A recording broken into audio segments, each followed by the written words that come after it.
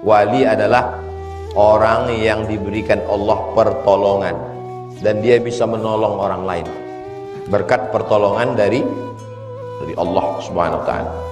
Sifat wali itu apa? Alladzina amanu, beriman, wa kanu yattaqun, bertakwa. La khaufun alaihim, tak ada takutnya, walahum yahzanun, tak ada sedihnya.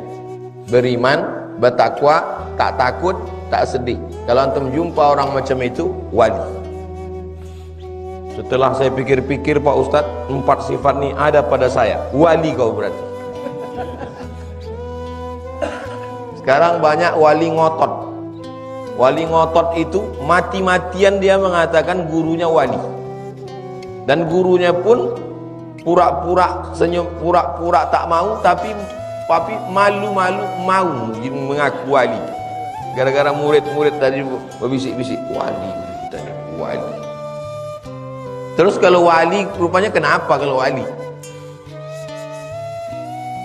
La ya'riful wali illal wali. Tidak ada yang tahu wali kecuali wali. Jadi kalau ada di antara antum ini yang bilang, setelah aku tengok-tengok ustaz kita itu wali, berarti kau wali. Karena kaedahnya tidak ada yang tahu wali kecuali wali. Hanya sesama wali lah yang tahu menengok sifat wali. Kita hanya menduga-duga aja. Imannya kuat, takwanya kuat, tak ada takutnya, tak ada sedihnya, menyuarakan kebenaran. Mungkin dia wali. Tapi hakikat sebenar-benar wali, wallahu ta'ala a'lam, hanya Allah saja yang tahu. Man adali waliyan, siapa yang memusuhi waliku. Ada waliullah, waliur rahman, wali Allah. Ada walius syaitan, wali setan. Allahu waliyul ladzina amanu yukhrijuhum minadh dhulumati ilan nur walladzina kafaru awliya'uhumus syaitan. Orang kafir itu penolongnya adalah setan. Kalau satu wali, kalau banyak aulia.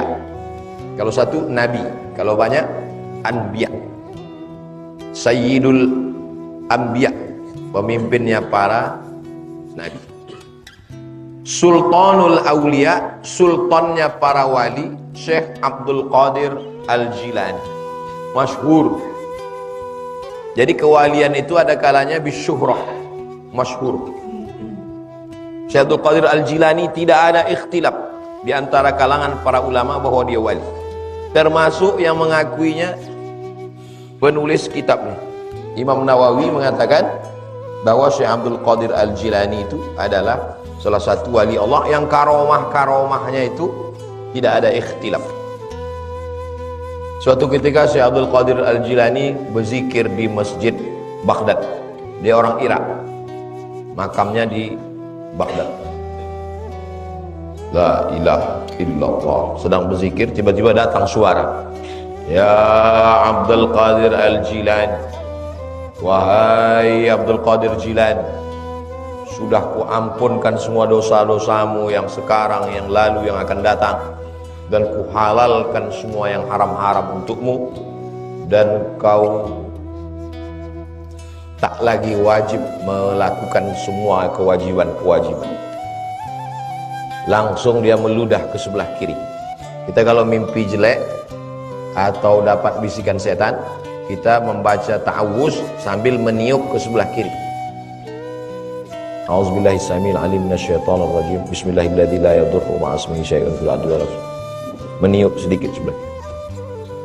Andai kita lah itu mengalami macam yang dialami Syekh Abdul Qadir Jilani, pas malam tadi bangun zikir la ilaha illallah, tiba-tiba datang, ya Abdus Samad, sudah kuampunkan dosamu yang lalu, yang sekarang dan yang akan datang, kuhalalkan kau semua yang haram-haram, dan semua kewajiban kau tak wajib lagi. Tak ada pengajian subuh ini. Langsung antum dapat WA semua, mohon maaf Ustadz tak ngajar lagi, udah jadi wali. Jadi timbangannya adalah syariah. Dari mana Syekh Abdul Qadir Jilani tahu bahwa yang berbisik itu setan? Karena bisikannya bertentangan dengan.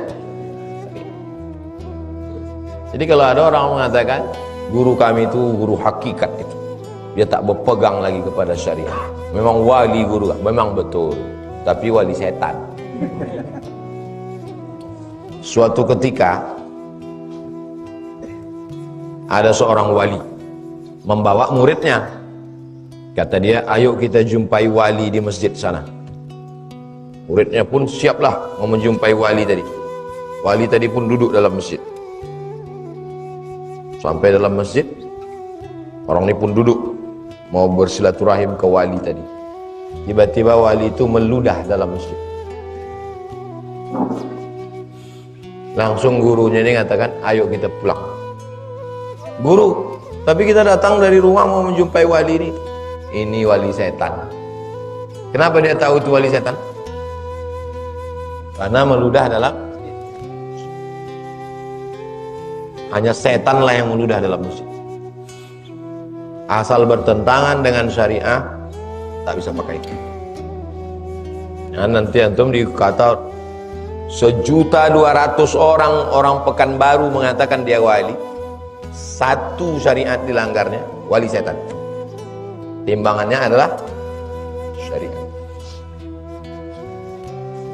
Dia tak berpegang lagi pada syariat, Pak Ustaz. Syariat itu kulit-kulit aja itu. Siapa yang bilang sama kamu? Yang Ustaz ceritakan tadi itu di mana? Kita membaca kitab-kitab tasawuf. Di antara kitab inti tasawuf Ar-Risalah Al-Qushairiyah. Sudah kita khatamkan waktu Covid dulu.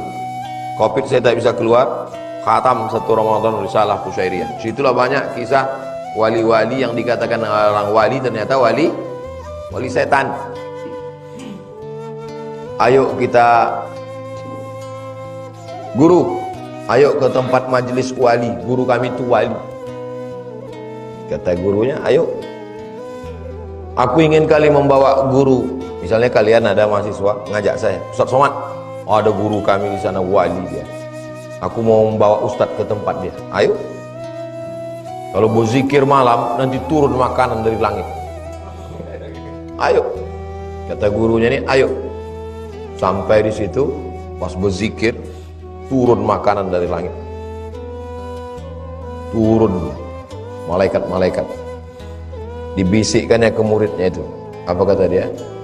Tengok ke bawah. Semua menengok ke atas, tengok ke bawah.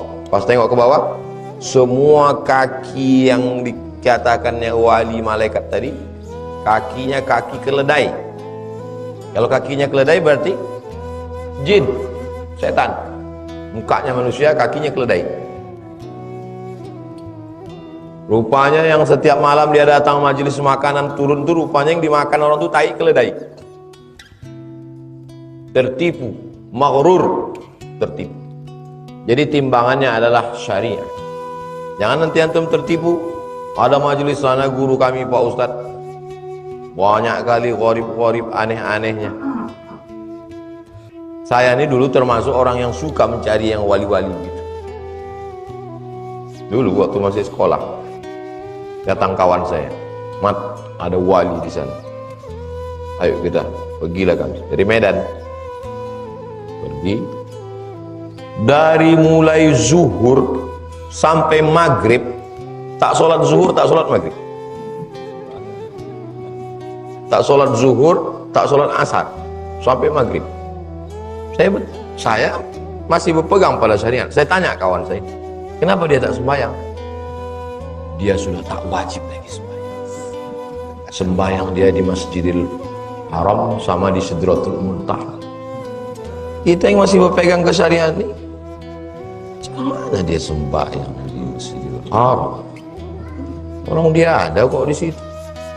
Dan kalau dia sembahyang di Masjidil Haram waktu tadi jam 12.30, berarti Masjidil Haram kan baru jam 8.30. Iya kan? Macam mana dia bisa sembahyang? Jadi kalau berpegang kepada syariat. Jadi Ustaz waktu itu tak sholat zuhur, tak sholat zuhur, tak sholat asar. Tapi insya Allah Allah mengampuni saya, karena waktu itu saya masih kelas 2 SMP, dibawa orang jumpa wali. Jadi sekarang ini itu sekitar tahun 92. Sekarang sudah 2023, 30 tahun yang lalu. Rupanya di zaman medsos ini, wali ini makin bermunculan. Namanya wali medsos. Mau ngaku-ngaku wali, itu saya tonton itu.